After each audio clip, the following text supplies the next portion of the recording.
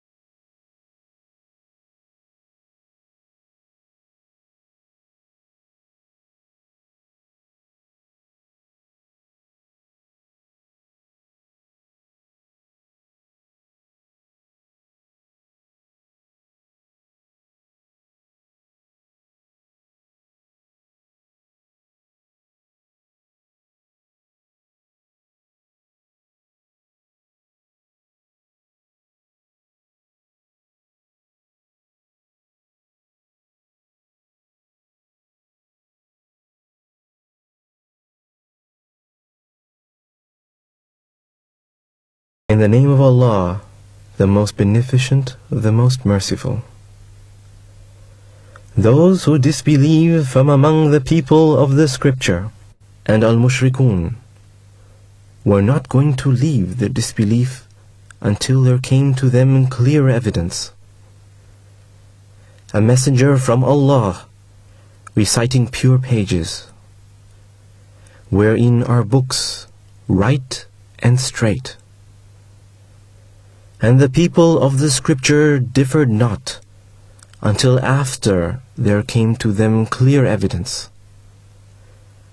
And they were commanded not, but that they should worship Allah, and worship none but Him alone, and offer prayers perfectly, and give zakah, and that is the right religion. Verily those who disbelieve from among the people of the scripture and al-mushrikun will abide in the fire of hell. They are the worst of creatures. Verily those who believe and do righteous good deeds, they are the best of creatures. Their reward with their Lord is gardens of eternity, underneath which rivers flow. They will abide therein forever. Allah well pleased with them, and they with Him. That is for him who fears his Lord. Assalamu alaikum wa rahmatullahi wa barakatuh. May Allah's peace and blessings be on each and every one of you.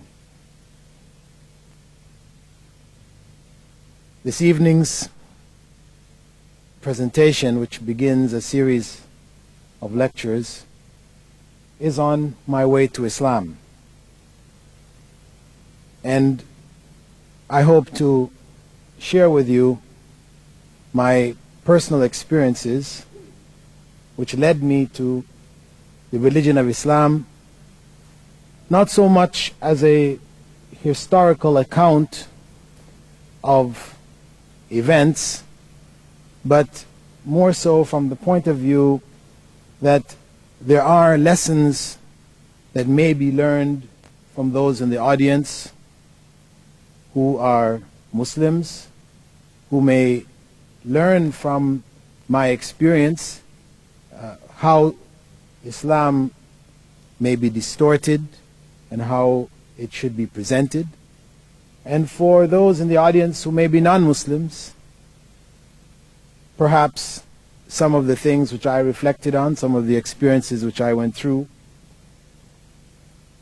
are shared experiences, and perhaps it would cause them to reflect as I reflected and have a look at Islam as a viable alternative to whatever systems or beliefs they now hold. I was born in Jamaica, which is an island. I'm sure most of you know about it. It seems to be most important for reggae in the world of music, and rum for those who are into drugs. It is also known as an area of tourism. At any rate, I was born in a Christian family. My mother was an Anglican, my father a Presbyterian, and my father's father was one of the leading church scholars there in Jamaica. He had learned Greek and Hebrew and was quite a figure. I didn't spend much time in Jamaica. My parents migrated to Canada when I was quite young. So I really don't have too many recollections of religion beyond, as a child, not wanting to put the penny in the plate. You know, we all were given coins to take to church, and when the plate was passed around, you had to put the penny or whatever in the plate. And I remember doing so because, of course, parents were there and you couldn't put it in your pocket. But doing so quite reluctantly and wondering to myself, why are we doing this? I would much prefer to use it to buy some candy or something else. At any rate, my parents migrated to Canada. What I can recall of growing up in Canada, primary and secondary education, is having to go swimming naked. This is what has left the biggest impression on me. That all the way through junior high school and high school, all the boys had to go swimming naked. You weren't allowed to swim with swimming trunks unless you had a special permit, you know, something from the doctor, the support of your family, to get you out of it. So we all had to go swimming naked. And of course, showers after gym. It was just a big hall with shower heads and everybody showered naked. I felt shy about it. I couldn't really understand why we had to do it, but this is what we had to do. Much later in life, I came to realize that there was a philosophy behind this. This was something being introduced as a means of breaking down the feelings of shyness that people naturally hold to exposing themselves in front of others. And it was a product of the Darwinian approach to sociology, psychology, wherein feelings of shyness are looked at as being sickness, a sign of some kind of mental problem. Since animals are not shy, we don't find dogs and cats, etc., being shy of being naked amongst their kind. Why should human beings be shy? At any rate, with regards to Christianity, during my primary and secondary levels of education, Christianity was Sunday school. Sunday school was where you met girls and arranged parties. So, in terms of religious instruction, I guess it was going on, but most of us as children or young people were oblivious to it. In terms of Islam, what I saw of Islam during that period, what I can remember, there was one song called Ahab the Arab. Later on I came to find there's no Arabic name called Ahab. There's no Arabs by the name of Ahab, but this was the name of the song, Ahab the Arab, Sheik of the Burning Sands. This is what I remember. Cartoons, the image of that Arab riding on the camel with his sword in one hand and the Quran in the other. You either accept this Quran or you lose your head. This was the image. And in terms of reading, the only reading material I can remember really is the 1001 Nights, which was basically a book of pornography, about the sexual lives of the sultans and the caliphs. My family, after I completed high school, migrated to Malaysia. My parents were there with the Colombo Plan. Both of my parents were teachers, and they were there helping the Malaysian government in their educational program. There, my friends were mainly expats, and I can honestly say that there was no visible signs of Islam in the society.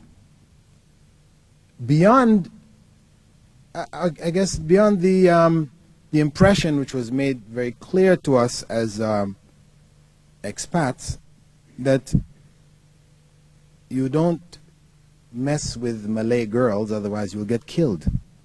This is basically the... it was no connection with Islam, it was just Malay, really. I must say that later on, years later, after becoming a Muslim and making Hajj, and I remember seeing a number of people there in Mecca and in Medina wearing these white coverings. And these women, they looked like the same people I saw in Malaysia, but I'd never seen anybody like that, dressed like that. And I remember asking some of my friends there, who are these people? They said they're from Malaysia. I said, well, I never saw anybody like that. Well, they explained to me that in Malaysia, the women didn't dress like that. Just as I saw them was how they dressed, wearing the cultural garments that they wore. And they would carry their Islamic dress in a bag to the mosque if they went to the mosque, and then they would put it on when they went inside the mosque. So I never saw that garb because people didn't wear it openly in the society. During this period, my mother and father adopted an Indonesian boy whose name was Aus Suleiman. His name was contracted to Westman. He was born in Malaysia, but was from Indonesian parentage. And because of the fact that at the time, and it may still be the same policy, I don't know, that Indonesians who were born in Malaysia would not be given an opportunity for higher education, beyond high school A levels. They wouldn't be given a chance to go to university colleges. So my mother had taken a liking to this particular boy and was concerned about the fact that he didn't have any future and wanted to take him to Canada so that he would be able to continue his education. But the Canadian government insisted that the only way that he could be taken was if he was adopted. So my parents adopted him. And myself, my brother and sister lived together with him for some years there in Malaysia before going to Canada. Now,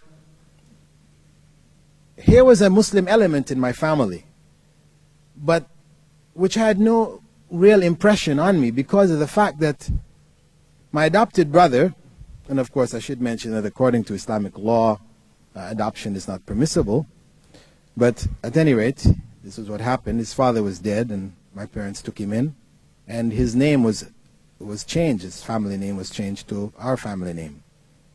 But he was a quiet and shy Muslim. He never said anything to us about Islam. Sometimes we'd open his room door, and if he happened to be praying near the door, the door would bounce him in the head whilst he was in prostration. We'd close back the door and speak to ourselves and say, what's going on? What is he doing in there? We'd wonder, we'd see him on the ground, with his head on the ground. But we were ourselves embarrassed to ask him about it, and he never said anything to us. So, though he was Muslim within the family, if my mother was preparing food and, we all ate pork, well, she prepared fish for him. We understood that he was eating different things than we ate. And during the month of Ramadan, my mother would get up early and prepare suhoor for him. So he fasted. He prayed. He did his basic Islam in the family, but he never said anything to us. For myself, while going to school there, I got involved in music. I came to be known at that time as the Jimi Hendrix of Sabah, emulating his style of dress and the type of music that he used to play. So I had my own rock group there.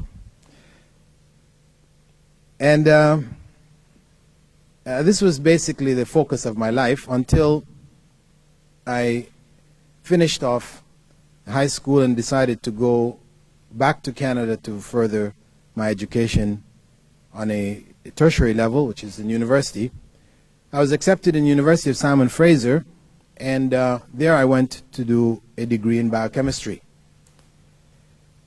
Simon Fraser University at the time was one of the more experimental universities in the sense that they were introducing the credit hour system, which was not followed by the other universities across the country. They were following the British system of a single course throughout the year. And at the same time, what you found there was really a great looseness in the whole structure of the university. And there were a number of American students in this university who had come up to the university, and their ideas were influencing the students at the university.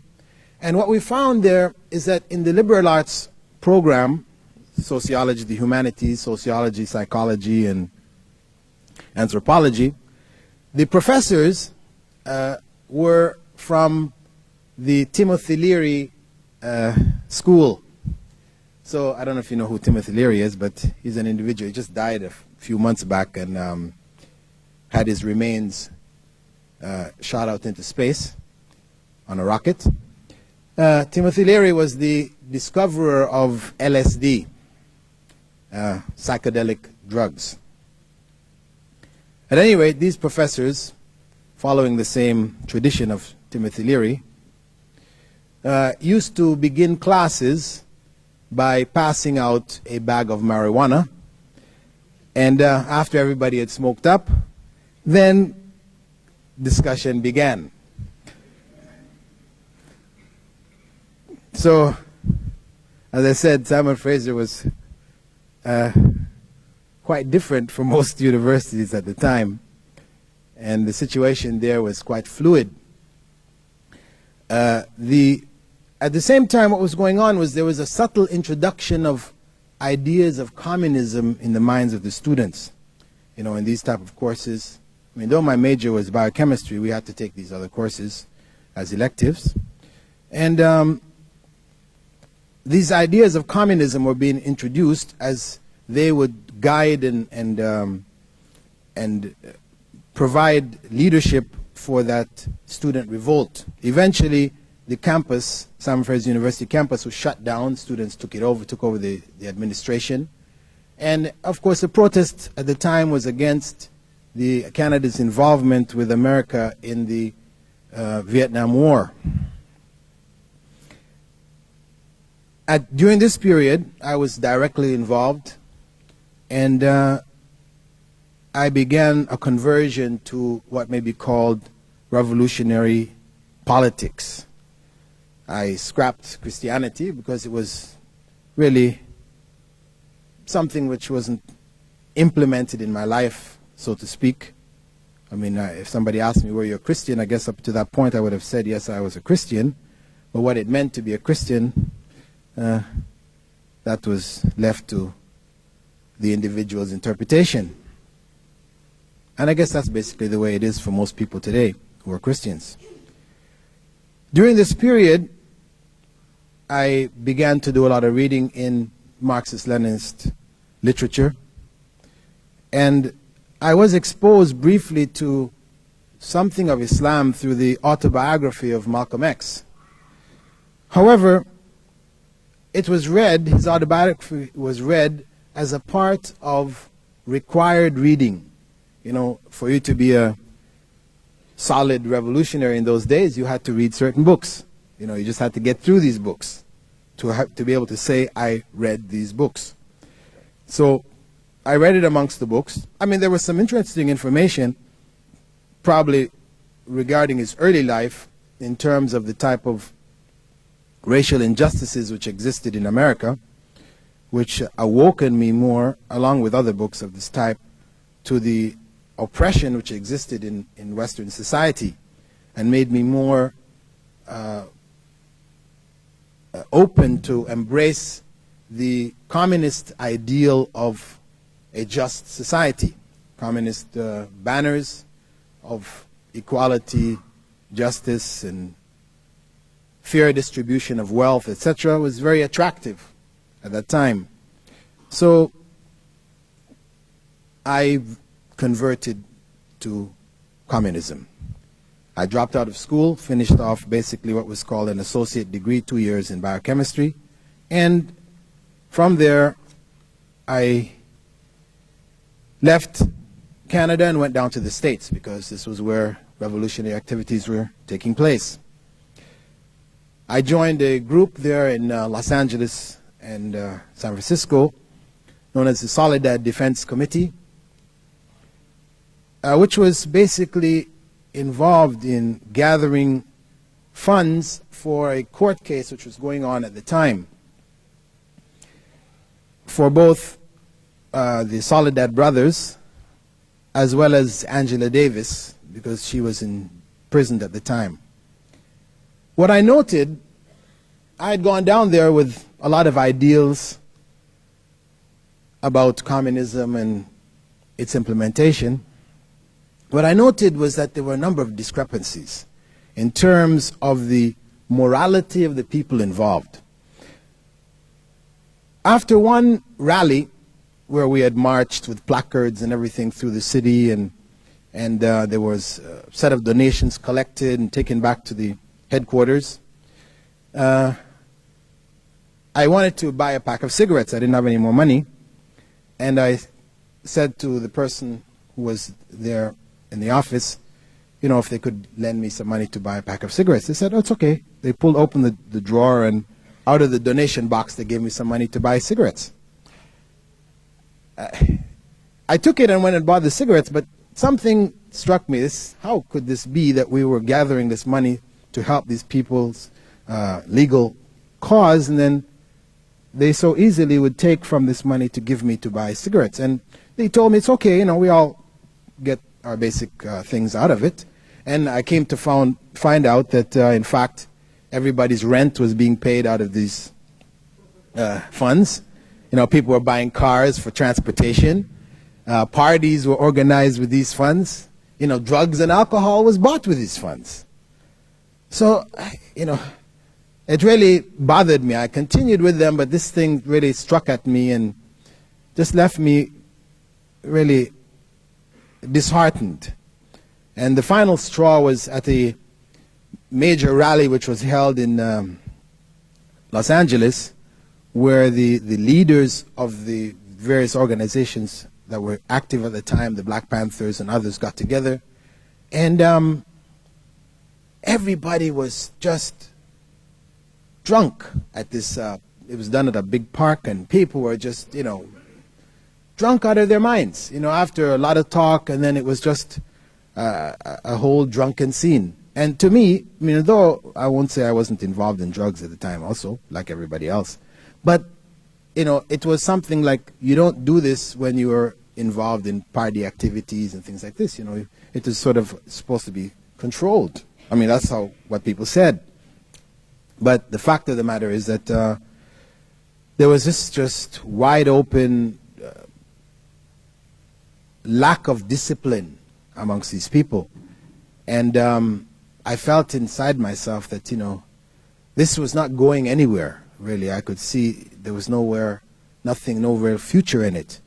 Probably one of the most popular books for standard reading at that time was a book called Soul on Ice.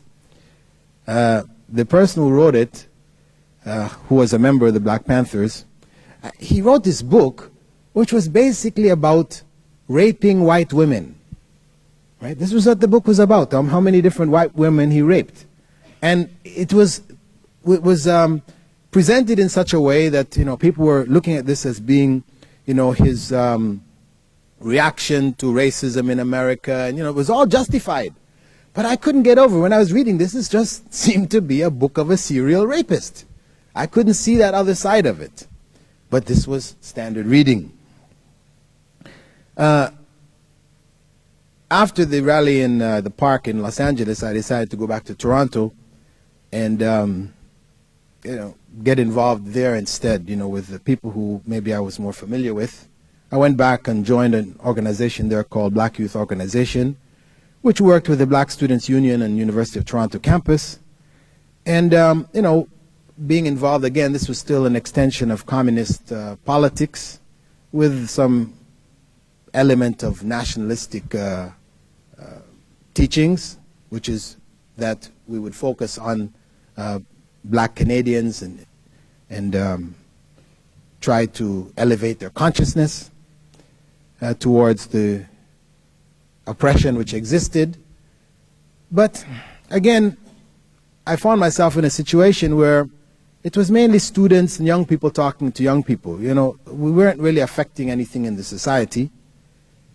And I could say probably my biggest exposure here was to further reading to books of famous writers of the past. Probably the most striking thought that I can remember from that era was that of a writer, Frederick Douglass, who back in the 1800s, he was a black man who had been freed and was quite outspoken for the cause of black people in America. He had made a statement that the limits of oppressors are defined by those who they oppress, where he put the responsibility on the oppressed, that they are the ones ultimately that define how much they will be oppressed. That left a sort of an impression on myself, in that it sort of indicated that the state of a people is determined by their own consciousness. If they don't want to be free, if they don't want to be liberated, they don't want to be educated, then they won't be. You really can't make people free. People have to want to be free. During this period, I had some exposure to Islam. We had a standard movie that everybody had to watch, known as the Battle of Algiers, which documented the Algerian struggle for independence. And of course, the battle cry during that struggle was Allahu Akbar. There were women wearing hijab and hiding weapons under their outer garments, and so there was something of Islam there. Then I also came in contact with the black Muslims, Elijah Muhammad's followers. I went to the States again and visited some of their temples, but though I was impressed by the discipline that they had, in terms of the personal discipline, outwardly anyway, this idea that God was a black man, just I'd given up the idea of God anyway, becoming a communist, but then the idea that God was a black man who should be worshipped became even more ludicrous to me. So I didn't find really anything attractive about Islam at that period, and I just continued to be involved in the activities of this organization. I continued to play music. At the time I used to play in nightclubs and for rallies, to raise money also for the activities of the organization. But slowly again, I found myself at a state where I didn't see any future in what we were doing. We were not affecting any major change in the society. It seemed really not to be going anywhere.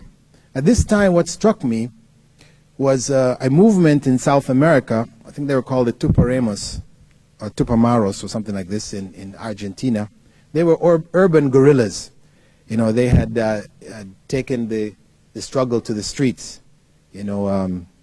fighting the government directly. And there were movements in the States like the SDS, Students for Democratic Society, who were taking that route also. So I thought it seemed like that's the only thing that was left. To be talking and rallying. This didn't seem to be going anywhere. The only thing left was now to take the battle to the streets. So I decided to apply to go and study urban guerrilla warfare in China. And I went to the Chinese embassy in Ottawa, because Canada maintained relations with China during this period. And I went to see the ambassador and the person in charge of education, etc., to make this application. What struck me was the person who came to me was a chain smoker. I mean, he was smoking the whole time. And these cigarettes without filters even, very strong cigarettes, but the whole time, every cigarette was finished, he started the next one. And to me at that time, the idea of control of cigarettes and drugs and these type of things, I thought it was important. And this sort of struck me as something which wasn't very good, because here was a person who was supposed to be a representative of the revolution, and he had no personal discipline. At any rate, I filled out my application. They told me, we'll send you word as soon as the okay comes. I went back to Toronto and waited. This was over the Christmas holidays of 1971. And at this point, what I found was that when I got back to Toronto, that a good friend of mine who was in the leadership committee of this organization, which I belonged to, had accepted Islam.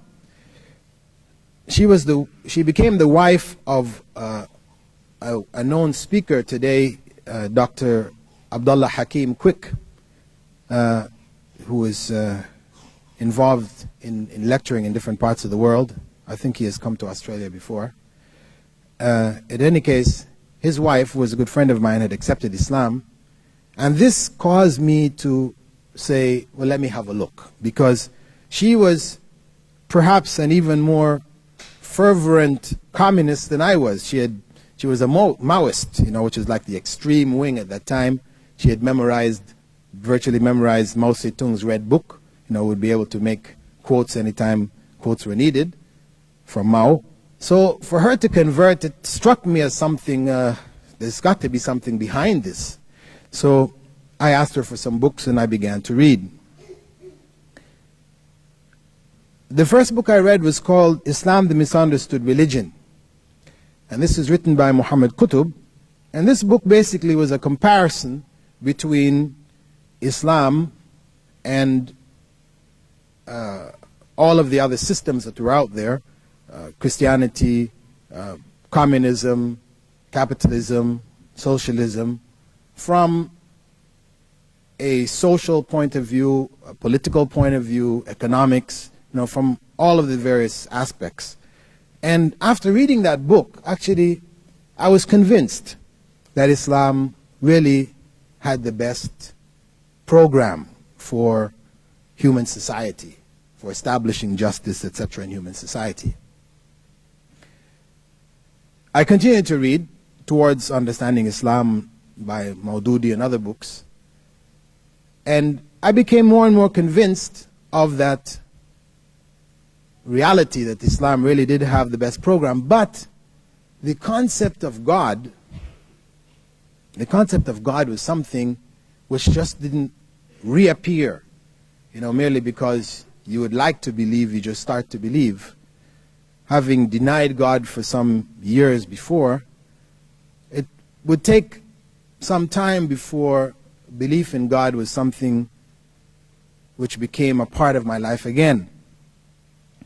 And actually the turning point for myself, having reflected and discussed, etc., about God and belief in God, it came for me at a time when, in the commune in which I lived, I had my own room, and I had a lot of books.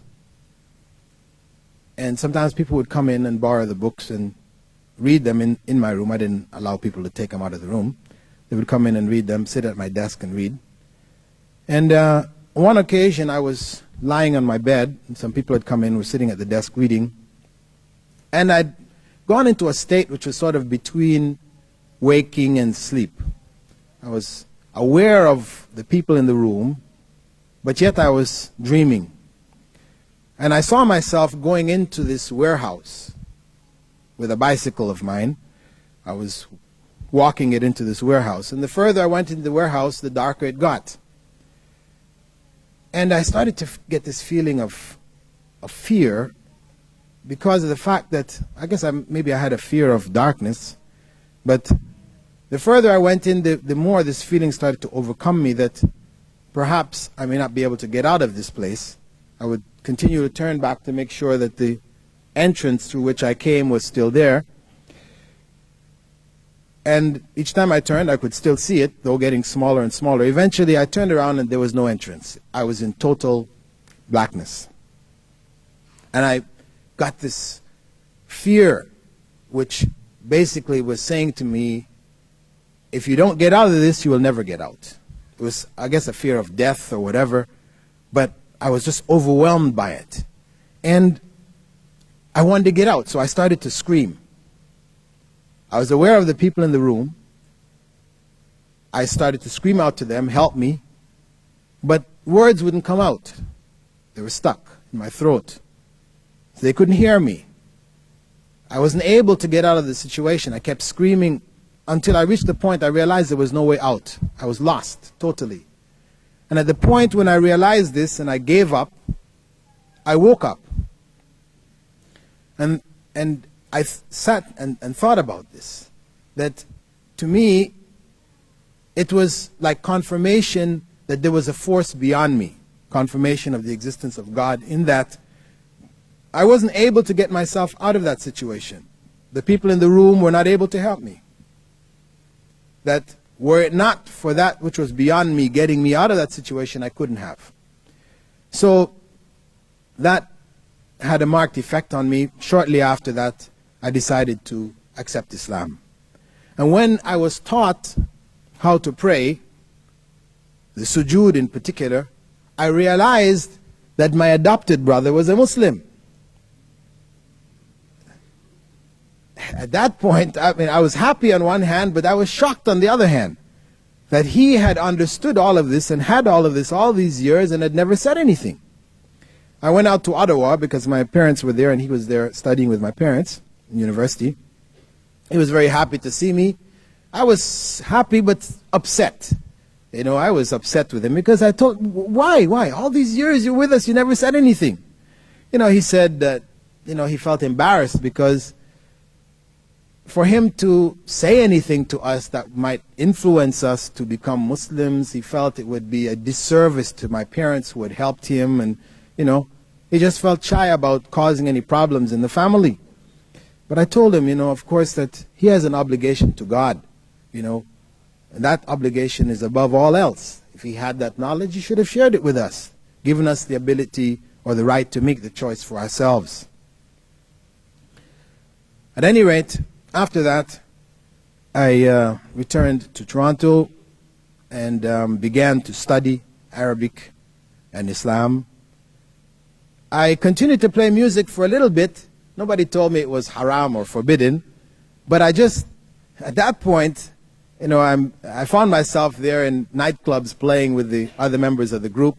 Everybody else in the group is high on drugs, and I'm playing into a club where everybody there is drunk, and it's like I was in another world. I was amongst them, but I was not a part of it, and the corruption that was there was so obvious to me. I felt myself out of place.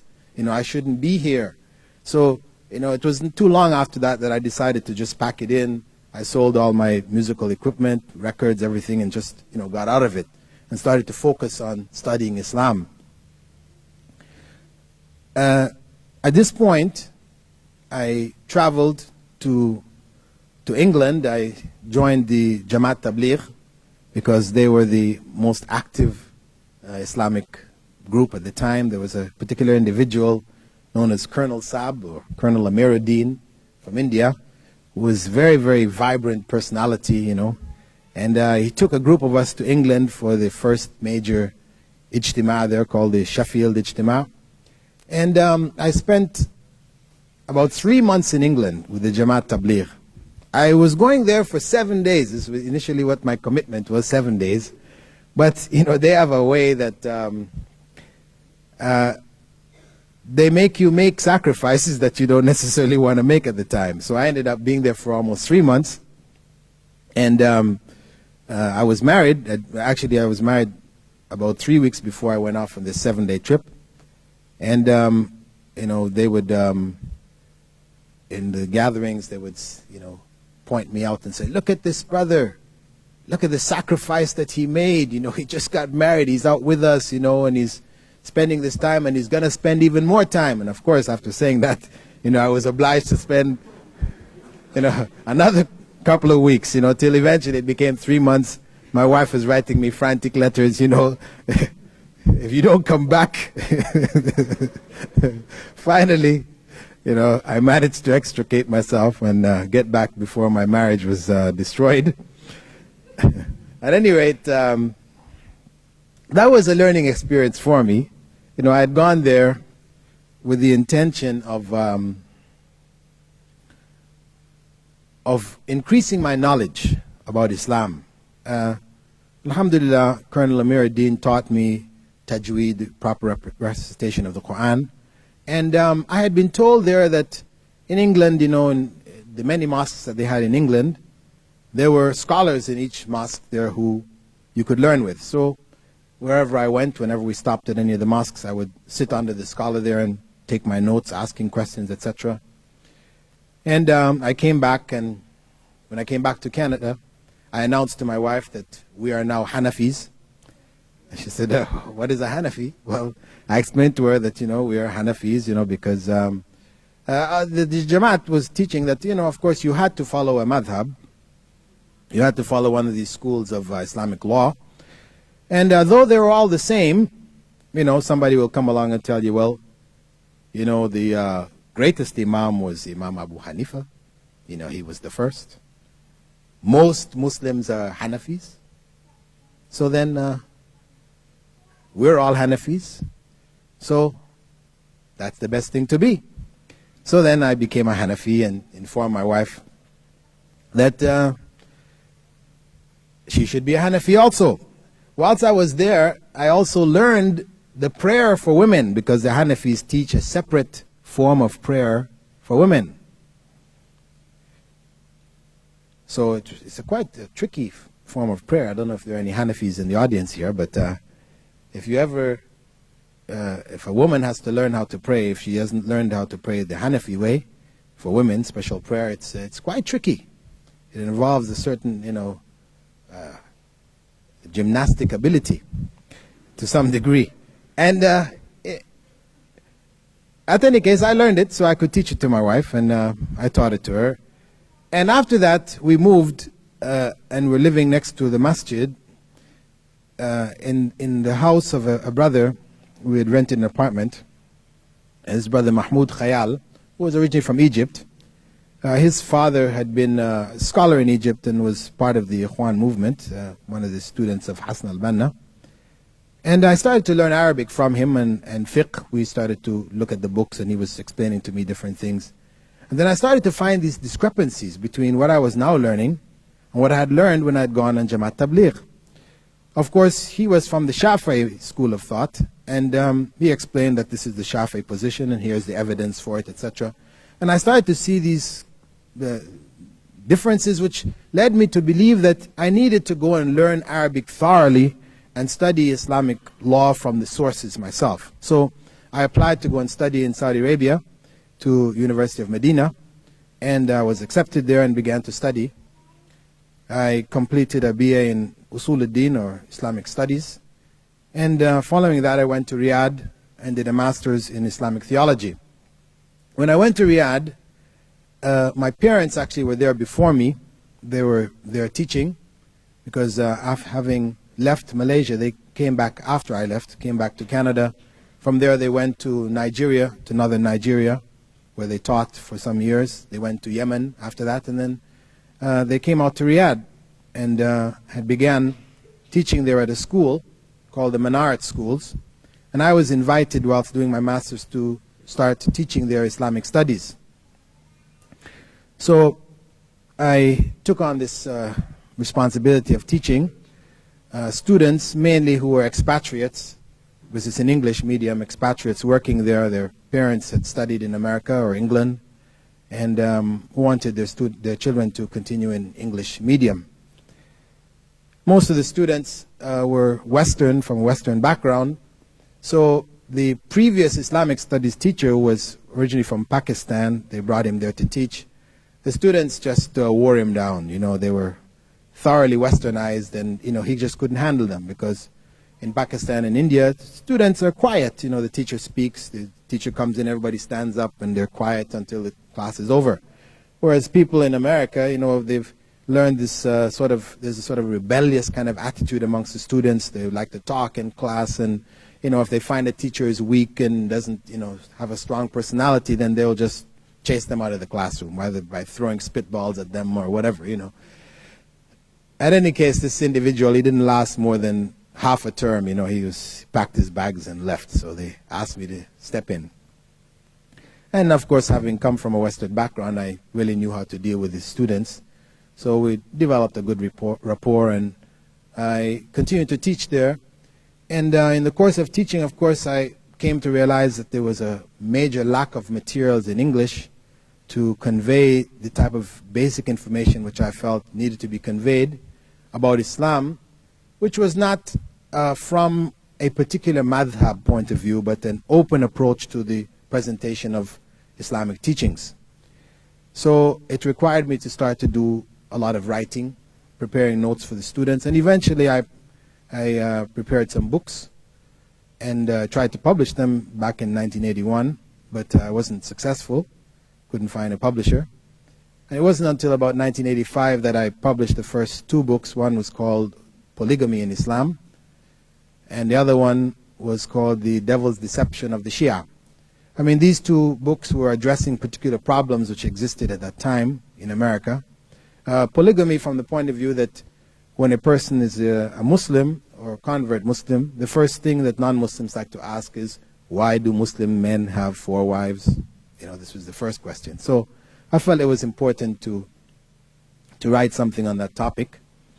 And the other problem was that of Shiaism, which was being promoted, because this was after the revolution in Iran, was being promoted very strongly in America amongst convert Muslims.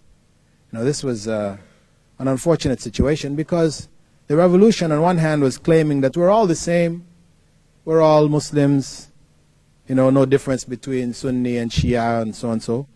But at the same time, the Shiites would focus on Muslims to convert them to Shiaism.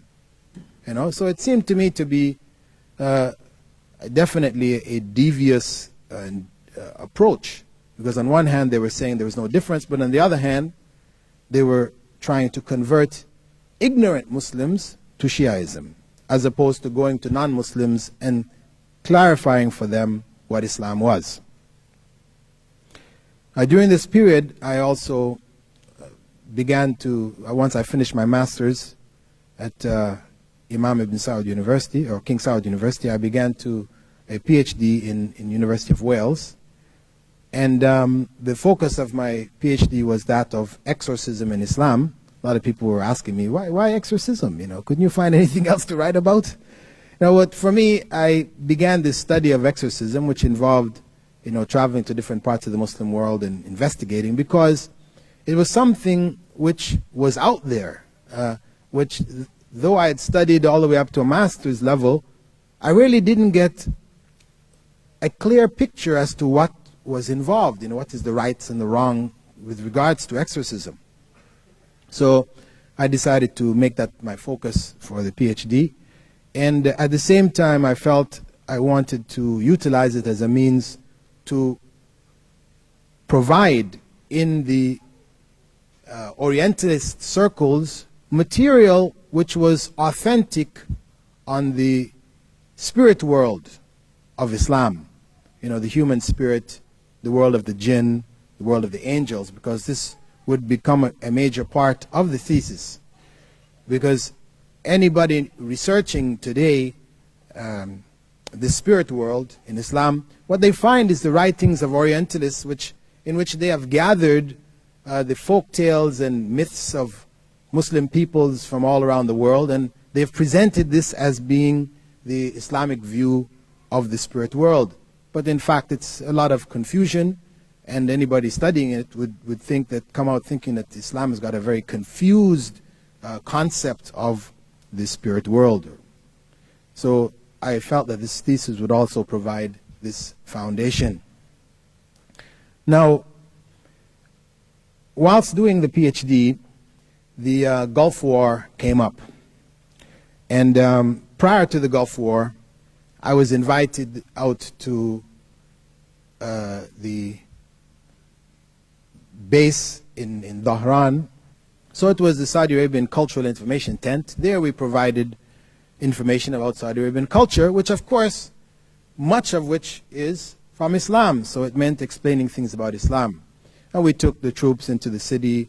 We helped them purchase things. We showed them different aspects of Islamic society. We took them into mosques, etc.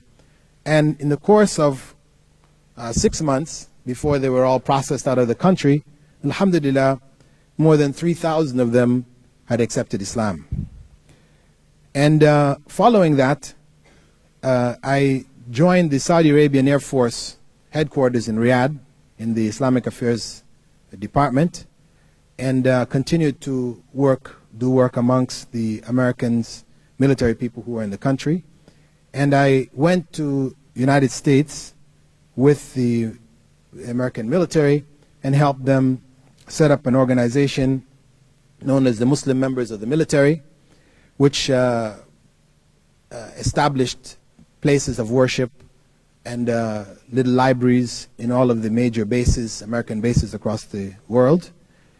And the whole momentum for Islam within the military picked up to such a point that within 2 years after that, the first Muslim chaplain was designated for the military, the army, and then a Muslim chaplain from the Navy, and now they're looking for one from the Air Force. And Islam has continued to grow in leaps and bounds within the military. Following that, I continued with them for 2 years, and then I transferred to the UAE, United Arab Emirates, where I joined up with a charitable organization there by the name of Dar al-Bir. and set up for them a Da'wah center in Dubai, where I have with me 4 other brothers and sisters who are involved in Da'wah. And alhamdulillah, it has been quite successful. We have an average of about a person daily accepting Islam, most of which are from the Philippines, but we have a large number also from India, from Hindu and Christian backgrounds, as well as Americans, because American ships, Navy ships come through there. And we have a channel, a network of people who are helping us. We work with the taxi drivers. Many of the taxi drivers are from Pakistan, Pathans. And when they drive anybody who questions or asks them anything about Islam or anything to relate to Islam, they immediately bring them to our center so we can provide information for them. A number of them also carry pamphlets inside of their taxis. I've also been involved in giving lectures about Islam on television, on Sharjah television, as well as Ajman television, 2 television stations there in the UAE. And I set up a department of foreign literature in Sharjah for the publication of Islamic materials, which on one hand supports the Dawah Center, pamphlets for distribution, as well as continuing the publication process which I began in Saudi Arabia of trying to produce good material in English which conveys the body of Islamic knowledge which is available in Arabic. And at the same time, I also began to teach at the American University in Dubai, which is an American university, very Western. Students there are very Westernized. And I'm teaching a course called Introduction to Islam. It is, again, an issue of da'wah or explaining Islam to students. Many in my class may be Muslims, but the vast majority of them don't pray or fast, these type of things. So for them, many of them have taken this course as like an elective, thinking that it would be an easy few credits, only to find me there, you know, shaking them up, you know. And alhamdulillah, it's been a good experience. A number of them, after, you know, the term's been over, have come and told me, well, you know, we started praying now, you know, we appreciate what you had said to us. And so this is basically the activity that I'm involved in at present. You know, not, of course, to mention lecturing in different parts of the world, here as well as Philippines, Malaysia, England, etc. So from that path which I've outlined to you, which is not only my way to Islam in the sense of my conversion, but my way to understanding Islam. Because coming to Islam didn't end with conversion, but has been a continual process after accepting Islam, a continual process of education, continually increasing my knowledge and also sharing that knowledge with others. This process, or this path, we can see began in a state of ignorance, where the only images of Islam were very distorted images. There were contacts during that path with Muslims, but those Muslims had no effect on my life because either one, they were not practicing Islam as it should be practiced, or because they didn't feel a responsibility to carry the message of Islam to the non-Muslims around them. As such, it would be my advice then to those of you who are Muslims in the audience to know that it is a responsibility on yourselves to live Islam, whether you may have enough knowledge to propagate it and explain it to others. At least by living Islam, by being examples of Islam, you may give others who are non-Muslims an opportunity of being exposed to Islam, whether it's in a work situation, whether it's at school, with your neighbors or whatever. This is a continual responsibility that you should feel ashamed if you are not involved in, you should feel sinful, because in fact you are in sin if you do not share this information. Because to have knowledge of God's revelation and to not share it with others around you to the degree or to the level of your own ability, this in fact is a crime. This is a sin. And for those of us who have sufficient knowledge to convey it and to propagate it, it is very important for us to be actively involved in this matter, to work together where others may help us, because it's always difficult when one is on one's own, when one is by oneself, to have the courage to share. But when we are with others, when there are others who are supporting us, encouraging us, then it becomes a lot easier. So I would hope that out of this, you all would reflect on this responsibility. And for those of you who are non-Muslims in the audience, I hope you're not offended by anything I said if you're Christians. You know, I mean, as I'm just telling it like it was for me. I'm not saying that every Christian experienced what I experienced, but I know, even till today, Christianity for most people tends to be very nominal. We are Christians because our parents were Christians, but what it means to be a Christian, few people really know. And as such, I would invite you to look at the teachings of Islam and see what it has to offer. Because Islam, in no uncertain terms, represents the way of life which Prophet Jesus himself brought, but which became distorted and diluted to the point where it has very little effect on the lives of Christians today. And with that, inshallah, I will conclude my speech, hoping that, as I said, I didn't offend anybody in sharing with you my own experiences, and hoping that it has been of some guidance or enlightenment to. Alhamdulillah, wassalatu wassalam ala Rasulillah.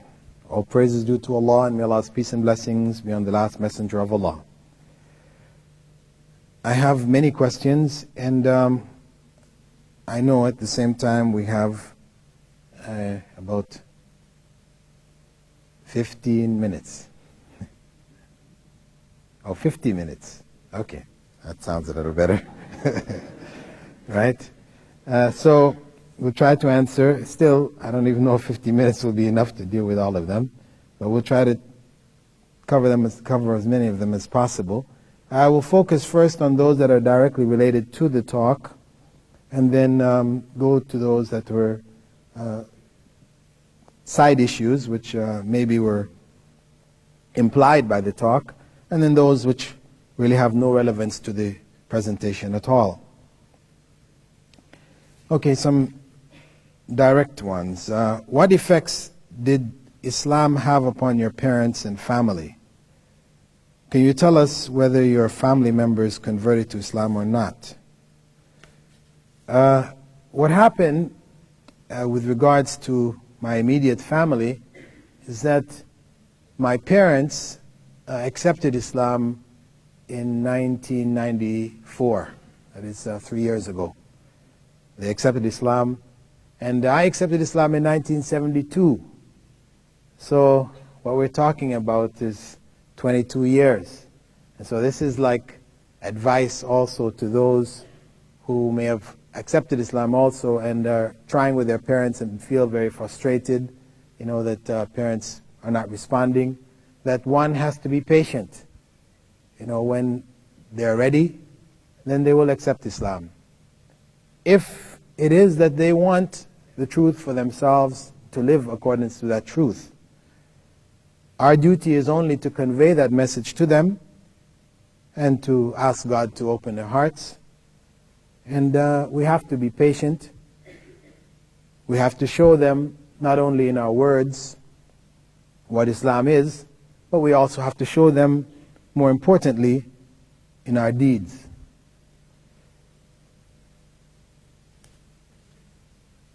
the question with regards to my name,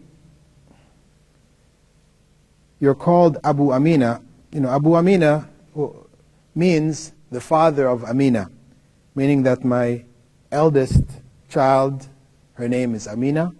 So I took the kunya, or pet name, Abu Amina. The name which I chose was Bilal. And my family name, Phillips, some people question, well, why are you keeping this family name, Phillips? You know, it's not an Islamic name. Well, according to Islamic law, when a person accepts Islam, they may change their given name, but the family name should not be changed because it represents one's family. When a person becomes a Muslim, it doesn't mean that they no longer are part of the family that they were born into. They're no longer the son or daughter of their parents. So it is not permissible that the family name be changed, regardless of what that family name is. We know when we speak of Prophet Muhammad, may God's peace and blessing be upon him, we refer to his grandfather, Abdul Muttalib, which it means the slave or worshipper or servant of Al-Muttalib, an individual Al-Muttalib, which is, as a Muslim, an unacceptable name. One may not choose this name. To call oneself Abdul Muttalib is a forbidden name. But if that's the name of one's parent, then we're not allowed to change that name. My name prior to Islam was Dennis, and this name I could not keep. There are some non-Islamic names or non-Arabic names which a person may have. John, for example, you know, it doesn't have any bad meaning, so one can keep a name like this, or Mary, you know, or other names from which may be found in the Bible, or whose meaning is not bad. One is not required to change even the given name. But where the name has a bad meaning, for example, for women, the name Diana, for example. Diana is the goddess of love in Greek, Roman mythology. So for a Muslim to have this name is not acceptable. Similarly, Dennis comes from Dionysius. Dionysius is one of the Greek gods of party.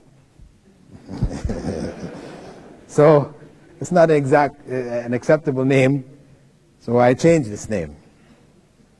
But, you know, I remain Bilal, the son of Bradley Phillips. My father's name is Bradley Phillips, and so my name has remained as such.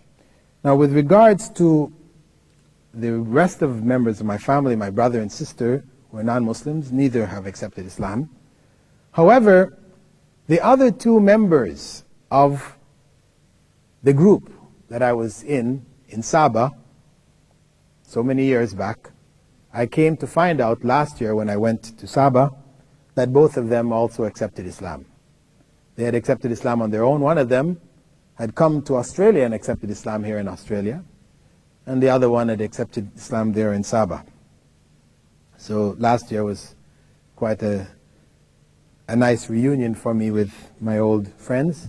Actually, what happened was I was giving lectures in Abu Dhabi, in the UAE, and one of the people who attended the lectures there had gotten some of my books and took them back to Sabah. He was from Sabah. And when his brothers and sisters saw these books and saw the name on it, Phillips, born in Jamaica, from Canada, so and so, they said, I wonder if it's the same, you know, Dennis Phillips who we used to know.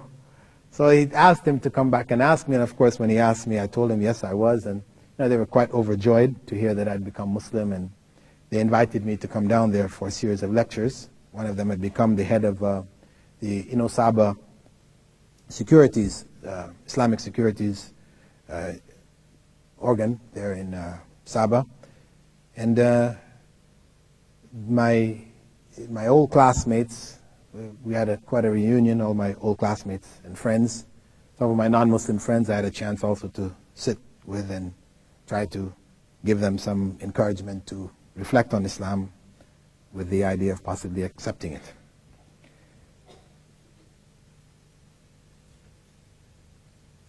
There's a question regarding my acceptance of Islam.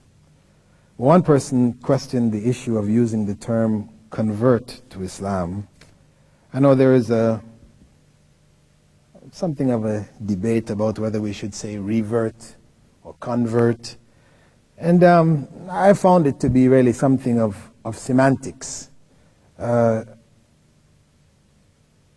left what I believed in, or a way of life which I had inherited, and chose another one. Whatever you want to call it, that's what I did. Another person asked, well, what did you know about Christ before you became a Muslim? To be honest, not very much. Beyond that he was the Son of God, and he was God. As I guess most Christians tend to know. I came to know more about Christianity after having become a Muslim and looking at it again, what its beliefs were, etc. There was another question, why it was that I chose Islam and not seek my answers in Christianity. Well, because I had left Christianity because of the fact that what I knew of Christianity didn't address social ills in terms of dealing with society from a governmental point of view, etc. There was no economic system or anything. I mean, it's just beliefs, an issue of beliefs. They may be nice moral beliefs, etc., but they don't address the world. It is leave unto God what is God's and unto Caesar what is Caesar's. This is the approach, which is not a practical approach in terms of changing society. So I knew that the answers in terms of systems wasn't there in Christianity. And this is why I didn't go back to seek those answers, because having converted to communism, I did have a look at Christianity at the time, and in terms of what systems had developed out of it, and really the conclusion which the Marxists had made, that religion is the opiate of the masses or the people, was drawn from the example of Christianity in Europe and how it was applied. That it was a means of convincing the ignorant masses that their reward is in the next life. Don't worry about this life. The rulers who are over you are by God's will. They are in fact closer to God. It's possible, if you have more money, to buy tickets to paradise, known as the indulgences, which the Pope used to sell during the Middle Ages. I mean, this whole tradition led these philosophers to conclude that religion was the opiate of the people. And that tradition, the Christian tradition, remains the same till today. It doesn't address the ills of society in a solid and reliable way, from my experience.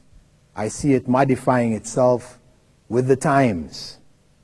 So much so that we now have, in different parts of America, homosexual priests, homosexual congregations, this is homosexuality, which was an abomination in Christianity in earlier times, has become acceptable in the eyes of many Christians today, Christian leading religious people.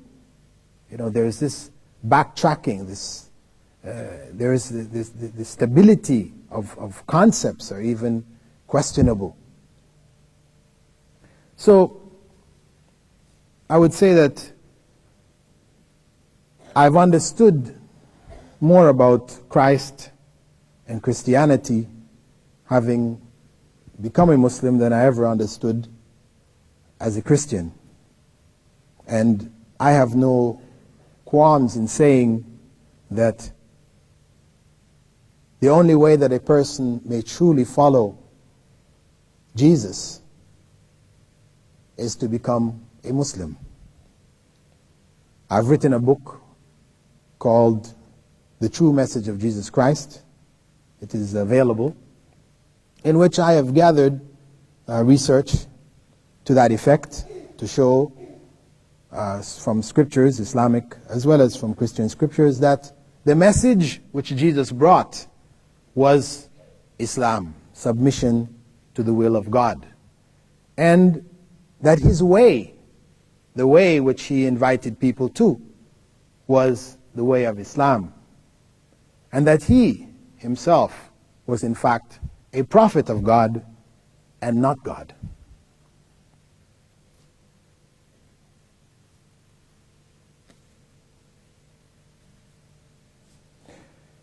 What do you like about Islam in simple terms? The completeness. That it is a total system. It is a way of life which governs all aspects of my life. It provides guidance for me in a world of darkness. Prior to Islam, I know I was stumbling about, not knowing which way I was going, just whatever came up, I checked this out, checked that out, stumbling, bumbling back and forth. Islam provided stability, it provided a clear picture with regards to what this world is about, where I should be going, and what my goals should be. So it has given me inner contentment. I don't feel at ease that I still have to go and find. No, I feel that I've found the truth, and I really have no doubt about it. I tried to study it as deeply as I could, not merely accepting it and just going along with what everybody said, but having studied it academically. I really, as I said, have no doubts about the fact that Islam is the way of life which God has prescribed for human beings. A question regarding the soldiers as to why so many of them accepted Islam. The fact is that there were many reasons. Some of it was that they were exposed to Islamic society or Muslim society, which, though it has its weaknesses, no one is saying that Saudi Arabia is the ideal Muslim society. It may be quite far from it, but there are strong elements of Islam there in the society. And this had an effect on a number of the soldiers. Some of it may be from the very customs of the people. I know a number of them told me that when they were out on the desert in maneuvers, with their full battle gear and everything, they'd be out on the desert and they would come across a tent with a few camels, an individual Bedouin out there on the desert. And the first reaction they expected was that this person would run in horror from them. They were all geared down with all their stuff. But they found instead that the individual would beckon to them to come over. Come and sit down. And they would come up, sit down. You couldn't distinguish the men from the women. Everybody's all geared down. And he would strike up the fire and put on some tea, offer them some dates. Of course, he couldn't speak any English. They couldn't speak any Arabic. He would just smile and offer them and so and so. And they were amazed, Here, it's just. I know a number of them said this to me. It just struck them, this generosity and kindness that was there, which they said that they never experienced. Having been in a number of other parts of the world, in Korea, in Japan, in Europe, different places that they were stationed, they never found this kind of friendliness and openness, amongst the people. So I know this really struck them, a number of them. Others had been exposed to Islam in one way or another in American society. They had a lot of distortions, and so we had open sessions where people could ask any questions they wanted to, and so a lot of clarification was there, which helped to let them understand what Islam really was. There were some who were impressed by the security which was there in the society. You know, they used to come into town late at night when they're off duty, 1 o'clock in the morning, and they could walk around without a sense of fear that, they're going to be attacked, somebody's going to rob them, whatever. And this had an impression on a number of them. Back in America, they know they could never do this. Walk around at that type of night, wearing any kind of jewelry or anything like this would be putting oneself in a life-threatening circumstance.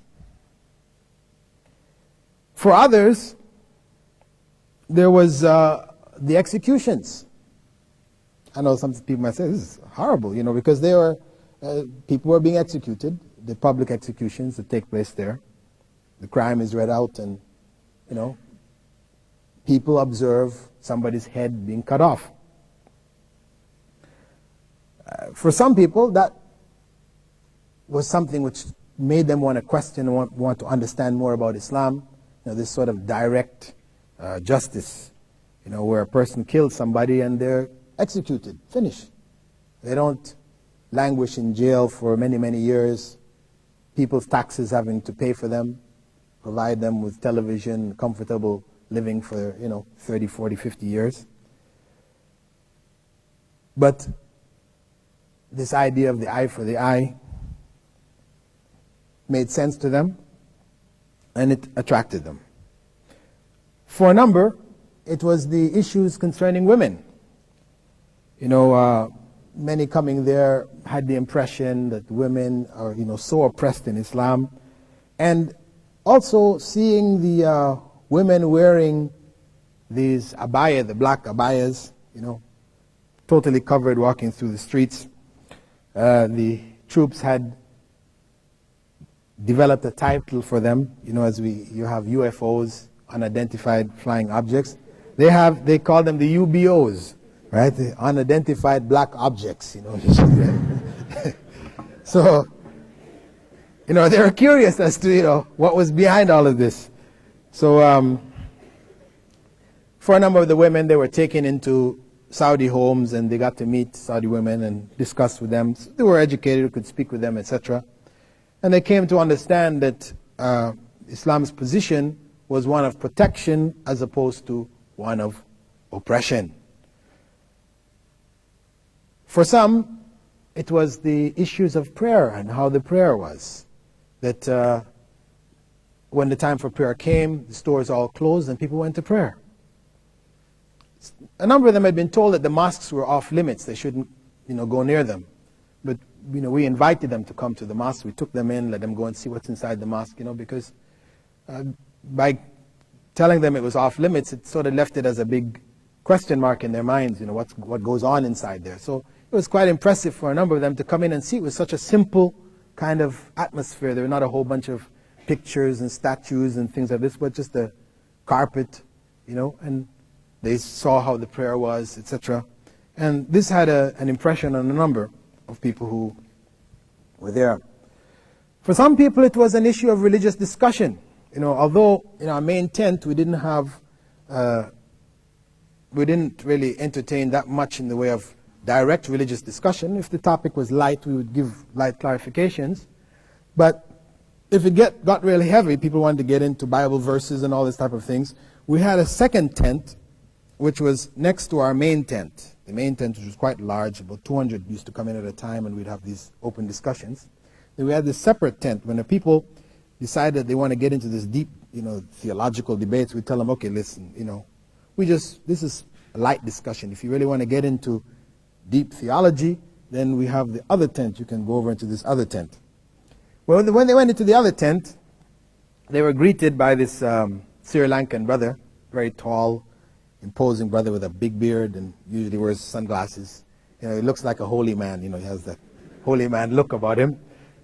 Who was he had originally come to Saudi Arabia, as a Christian missionary, having studied, and in a seminary, and having understood that the last frontier were the Muslims, right? And particularly the Arab Muslims, and particularly in the Gulf, in Saudi Arabia, because this is a place where it's just absolutely no conversions. So he was, one of these kind of pioneering kind of souls. He felt, this is where I'm going. So he got a job as an accountant, because he had been trained accountant, but his real role there was missionary work amongst the Arabs. And when he got there, of course, he got himself a Quran because he felt he wanted to be fully versed. He had studied it when he was doing his basic studies. When he converted, he decided to convert. One of the organizations in Qasim, which is involved in explaining Islam to non-Muslims, took him out of his job, provided a source of income for him, and gave him a free hand to spread the word in different parts of Saudi Arabia, in the camps and various organizations that were available for conveying Islam to non-Muslims. Now he was, as I said, from a Christian missionary training. He had a good thorough knowledge of the Bible, and as such, he had the kind of background to deal with the issues that these people were bringing. He would wait for them there. He had 2 suitcases with him. He used to carry 2 suitcases around with him. And these 2 suitcases had in them about 40 different versions of the Bible. So when they would come in and sit down, he would open up his suitcase and say, well, which Bible do you want to discuss about? Many of them would say, what do you mean, which Bible? There's only one Bible. So he'd bring out for them and stack them all up and say, well, we have this Bible and that Bible and the other Bible. That was usually quite intimidating for many. At any case, either he convinced them, after some discussion, or they said, well, listen, okay, we don't have answers, but let's go get our chaplain. He'll have some answers for you, questions, or answers to your questions. So they would go back and bring the chaplain, and alhamdulillah, in the course of discussion, 11 of the chaplains converted to Islam. So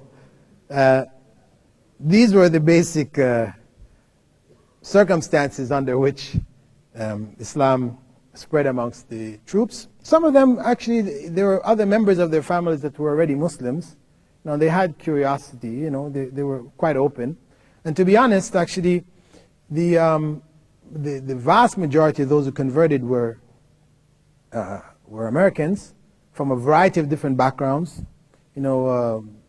mixture of men, women, young, old, black, white. Actually, the percentage of white Americans who accepted was someplace around 35%, which is much higher than those who would normally accept Islam in America itself. Which really shows that if Islam is exposed to the American population as a whole, there would be a lot greater response to Islam in America. And we had people who accepted Islam who were Chinese Americans, Indian Americans. We even had some devil worshippers, who had come, who accepted Islam, because actually, the American military recognizes devil worship as a legitimate form of worship. And wherever there are chapels for the Christian sects, then there are chapels for devil worshippers on all American military bases. The reaction in the military, amongst the chaplains was quite strong, because the tent came to be known as the conversion tent, And they tried their darndest to get the military officials to stop or to make it off bounds to the American troops. But the big officers, etc., wouldn't agree with their suggestion because of the fact that they had such a large number of troops, and they didn't have for them the kind of R&R which they normally would have when they're in Japan or, the other places where they could go to discos and, and all this kind of things. These things were not available to them. Women, all this kind of things, it's just not available. So if they didn't allow the troops some outlets, which the troops wanted outlets, they wanted to find out about Islam, meet the people, and so on. So if they didn't allow this, they felt that the repercussions may be much greater, that they may, commit some crimes in the society, and which would create, major problems for themselves. So, though I'm sure they were not necessarily happy about, conversion of American troops to Islam, they really didn't have too many options given the circumstance, because after they left, according to American military records, this is the first place that Americans troops were stationed, and they left the country without any quote-unquote war babies. War babies. Americans, when they came to to Asia during the Vietnam War, they left behind, in Vietnam, in Philippines, in Korea, in Japan, in Thailand, war babies. I mean, babies who are half American, half of the locals. In fact, there's big cases going on in Philippines right now for the rights of these children. For the first time, they went into a country, 500,000 of them, and went out, and there were no war babies. In fact, the only pregnancies which they found were amongst the American troops themselves. Many of the women that were there went back pregnant. So the tent was functioning right up until they left. And the American military continues to leave the door open for those military people who want to get information about Islam. The British military, on the other hand, were very closed. The officers would not allow us to go and speak with the troops at all. So there were very, very few British military people who accepted Islam.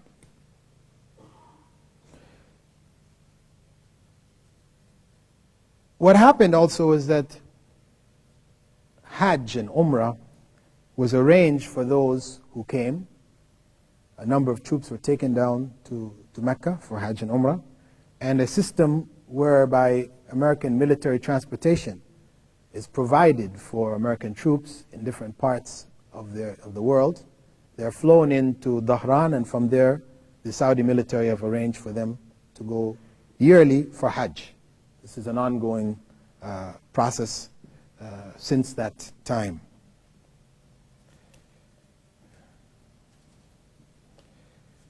Some questions concerning school of thought, because I mentioned during the course of the lecture that initially I announced that I was a Hanafi. One person asked here, are you still a Hanafi? Or do you follow any madhab, I guess, huh? And what did you find in your research about the different schools of thought in Islam? To which school of thought do you belong, and why? Well, I consider myself a follower of all of the major schools of thought. The major school of thought meaning the school of Abu Hanifa, of Malik, of Shafi'i, and Ahmad ibn Hanbal, the major scholars after whom the schools were named. I take benefit from the efforts that they have made, and wherever the authentic evidence supports their positions, that's what I follow. And this was the position held by themselves. Both Abu Hanifa and Shafi'i were both quoted as saying, إِذَا صَحَّ الْحَدِيث فَهُوَ مَذْهَبِي, that if you find the authentic tradition from the Prophet, sallallahu alaihi wasallam, may God's peace and blessing be upon him, this in fact is their madhab, or school of thought. So I follow all of the schools without giving any precedence to one over the other, except with regards to where the evidence is. How do I look at them? As I said, I look at them as being the efforts of early Muslim scholars to apply Islamic law from its sources to daily life. They were human beings as such. There were errors in their judgments, which even their own students rejected and corrected.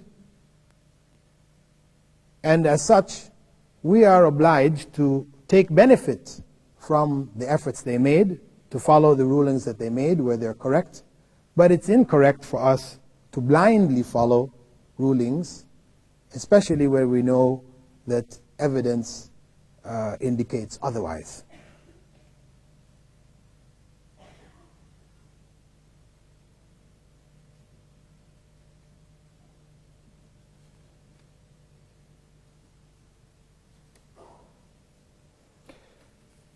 Some questions concerning exorcism, because I mentioned my thesis was about exorcism.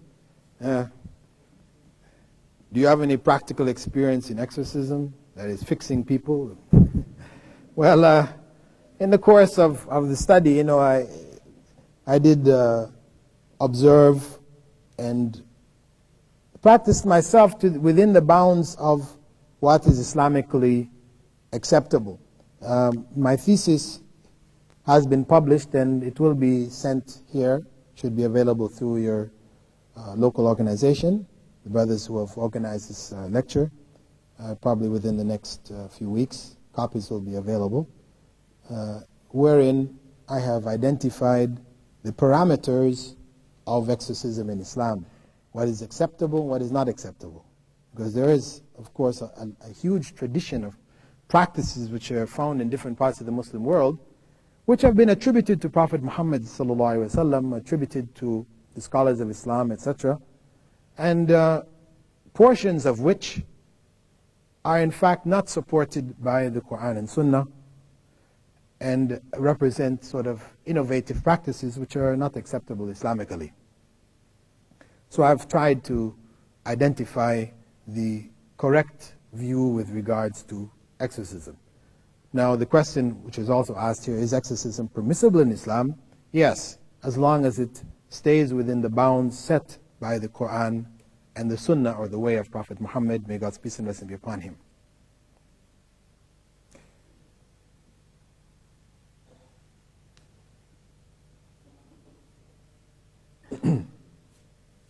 Some more general questions related to da'wah, I guess, to explaining Islam to others.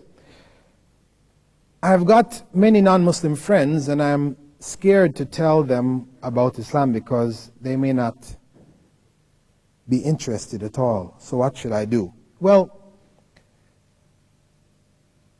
we don't know what is in people's hearts. It's not our duty to convey Islam only to those who are interested.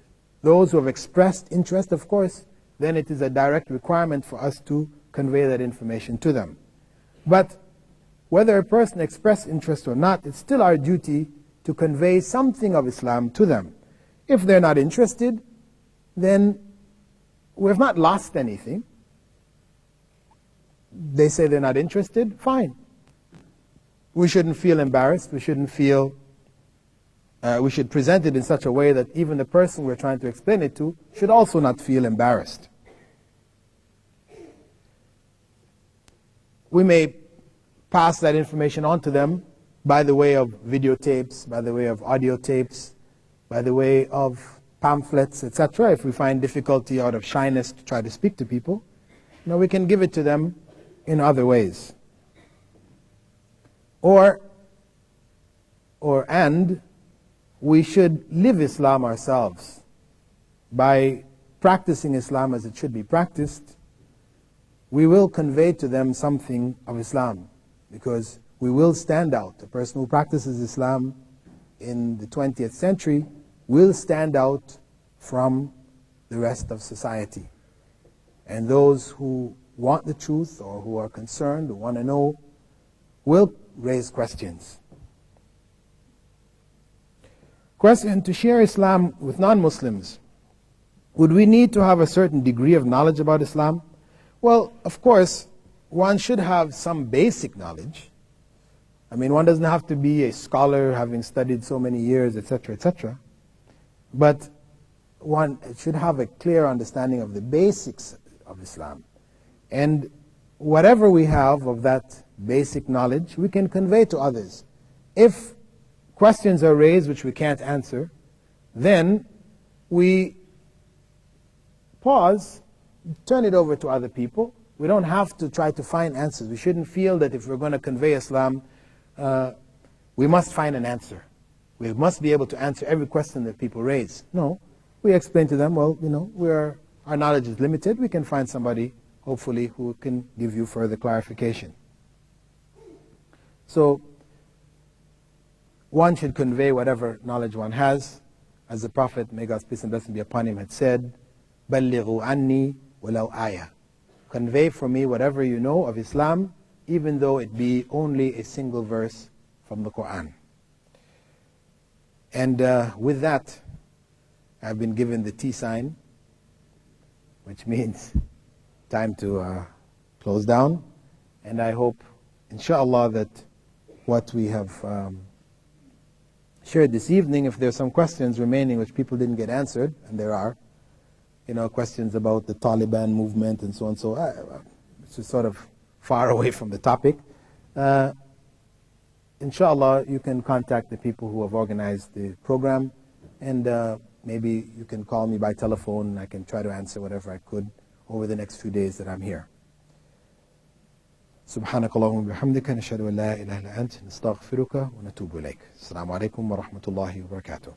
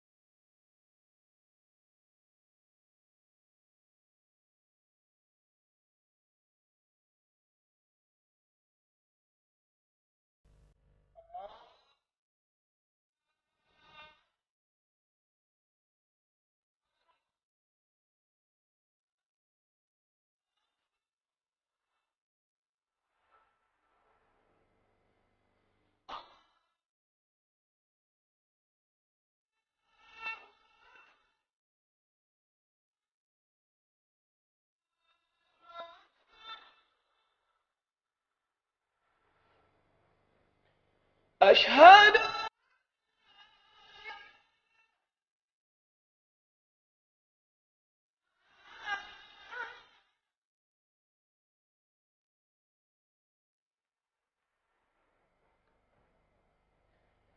أشهد